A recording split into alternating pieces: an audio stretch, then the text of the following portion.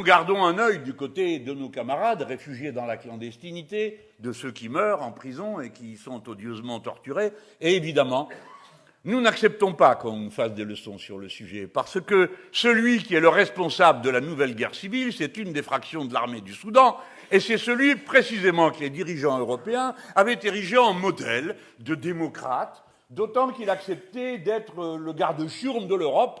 Il était là pour surveiller que les flux migratoires ne viennent pas à sortir et se diriger vers l'Europe. Alors on l'avait arrosé d'argent et d'armes, dont il fait à présent l'usage que vous savez. Par conséquent, quand vous entendrez dire des choses au sujet de vos camarades insoumis, quand vous entendrez dire des choses à propos de ce qui se passe là-bas, souvenez tous, autant que vous êtes, que ce dont il est question, c'est des gens qui ont été financés, armés par l'Union européenne, par nous-mêmes, et qui aujourd'hui assassinent leurs compatriotes. Et donc, nous sommes en droit, là aussi, de demander des comptes.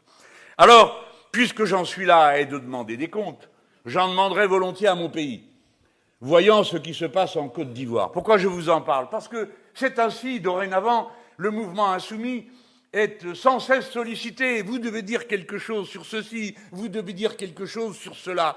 Et on le comprend, et je suis en train de faire aussi rapidement que je le peux mon devoir, tout en cherchant à capter votre attention pour que vous compreniez pourquoi vous êtes concernés.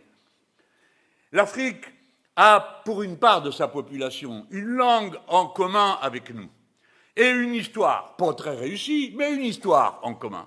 Si bien que, d'une manière ou d'une autre, nous voici concernés par ce qui s'y passe. Et puis, cette histoire commune fait que des flux migratoires ont eu lieu, ont encore lieu, qui créent une nouvelle population française faite beaucoup de binationaux. Dès lors, les questions qui ont lieu en Côte d'Ivoire passionnent une partie de notre peuple, j'ai bien dit de notre peuple.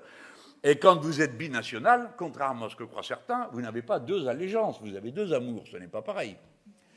Et si vous avez deux amours, eh bien, vous êtes tout le temps obligé de choisir ceci, choisir cela, est-ce que vous faites ci ou est-ce que vous faites ça? C'est compliqué. Hein? Tous ceux qui, comme moi, viennent du Maghreb le savent. Quand on va au bled, on est un Français. Quand on revient ici, on est un Arabe. Voilà. Alors, du coup, on est obligé de se positionner soi-même et de se dire soi-même, mais moi, je suis quoi au juste, hein? Eh bien, je suis tout ça. Voilà. Alors, avec la Côte d'Ivoire, les liens sont singulièrement étroits parce que pendant toute une période, il y a eu un lien profond qui existait entre le Front populaire ivoirien de Laurent Gbagbo et les forces de gauche en France. Et puis, ce lien s'est perdu à mesure que le Parti socialiste, qui l'entretenait, le lien, eh bien, s'est dispersé là-dedans et a fini par s'intéresser à rien et à personne. Si bien que, comme le pouvoir en place tardait à être renouvelé par les élections, du fait des luttes qui avaient armé dans ce pays, eh bien, la France est allée déloger le président qui était là, en dehors de son mandat, en gros, si vous voulez, comme actuellement Zelensky, hein, qui est en dehors de son mandat, puisqu'il n'est plus président de l'Ukraine. Son mandat est arrivé à terme, mais on continue à le traiter comme un président. Celui-là, on ne va pas le sortir de son palais. Mais Gbagbo, si.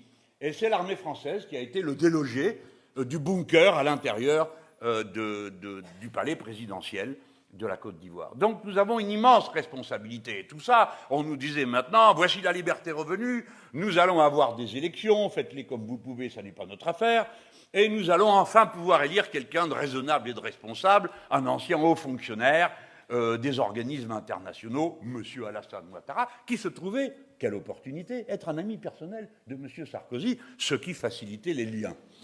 Si bien qu'avec un tel sponsor et dans de telles conditions, il fut élu. Et une deuxième fois, et même une troisième, dans des circonstances qui, pour finir, ont paru un peu lourdes à tout le monde, notamment parce qu'entre-temps, on avait envoyé Laurent Gbagbo en prison, et que la prison, il y est resté quelque chose comme 5 ou 6 ans avant qu'on lui dise « Mais monsieur, finalement, nous n'avons rien à vous reprocher qui relève de notre tribunal. » Donc il en est ressorti, il est retourné en Côte d'Ivoire, et voici que maintenant, il y a eu une élection, la 4e, elle est absolument anticonstitutionnelle, du même monsieur Alassane Ouattara, qui a réussi avant l'élection une performance électorale qu'il faut saluer, c'est-à-dire éliminer tous ses concurrents en leur interdisant d'être candidats. Comme ça, le problème a été réglé. Eh bien, nous, Français, nous sommes responsables d'une partie de cette situation. Et nous sommes attentifs à ce qui s'y passe. Parce que les gens de Côte d'Ivoire, les Ivoiriens, sont avec nous dans un lien particulier d'affection, d'amitié, de vie commune. Hein? On a même eu une députée qui en venait et qui est là en face de moi, qui est Rachel Kéké. Hein? Alors, on était bien content qu'elle soit députée française, non? Alors, voilà. Et puis le Cameroun, alors là, c'est la catastrophe totale. J'arrête pas de recevoir des messages, mais qu'est-ce que je vais faire, moi? Je n'y peux rien. Je ne peux faire qu'une chose, c'est dire que je ne suis pas d'accord. Pourtant, le président Macron s'était rendu sur place. Le tyranno local s'appelle Paul Biya. Et ce Paul Biya est souvent en cure à Genève, si bien qu'une fois, quand il est rentré dans son pays, le journal avait titré, il n'a pas titré longtemps, il était écrit Paul Biya en visite officielle au Cameroun. Comme il était président, ça la foutait mal. Alors, ça prouve que les Camerounais ont de l'humour, ce qui est vrai. Et Paul Biya, là, est candidat pour la 8e fois. Et ça ne le dérange pas d'avoir 92 ans pour affronter les rudes tâches qui se présentent devant lui. Alors, voyez-vous, on peut là aussi dire que la France a une responsabilité, puisque le président Macron, qui auparavant avait été soutenir Idriss Déby, est arrivé, après l'avoir soutenu là-bas, soutenu son fils qui est élu, on ne sait pas comment, et il arrive au Cameroun, où là aussi il se met à faire toutes sortes d'amitié au fils de M. Biya. Mais pour finir, c'est M. Biya qui est candidat et qui a été réélu avec, je ne sais pas combien, 80% des voix, comme l'autre. Donc tout ça, mes amis, mes camarades, vous pouvez dire, ah ben c'est loin. Non, c'est pas loin, c'est tout près. Deuxièmement, tout ça va mal tourner. Et ça va directement concerner des millions d'hommes et de femmes qui sont liés à nous directement, soit par les liens d'immigration et liens de famille, soit parce que, procédant du même univers, nos intérêts se trouvent liés les uns aux autres. Et que si la France, entre-temps, n'a pas changé ses mauvaises manières, et si elle continue à ne traiter ces questions que comme si on était dans une sorte d'époque postcoloniale où on continuerait à décider de tout à la place des gens, sans que la nature de la relation soit claire, ça finira encore plus mal.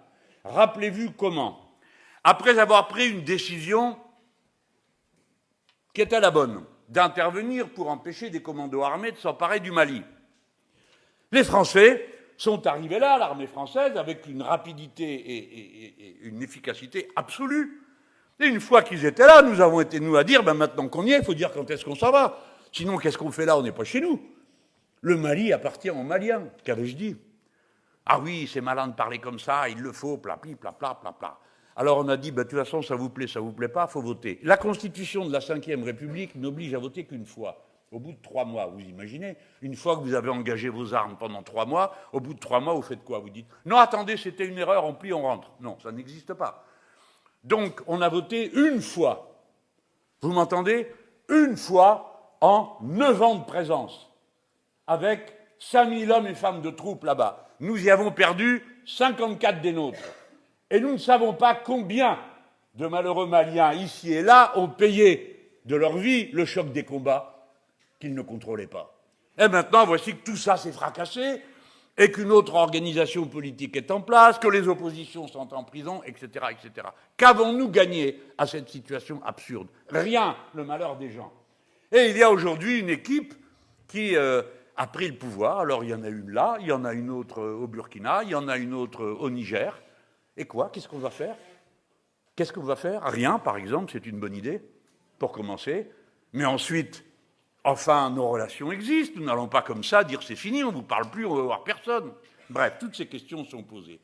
J'ai été un peu long parce que je dois le faire à intervalles réguliers si je veux jouer le rôle que vous m'avez confié, qui est de vous alerter, qui est de vous obliger à réfléchir à un tas de choses qui ne sont pas dans notre vie quotidienne, mais qui comptent et qui constituent notre identité politique.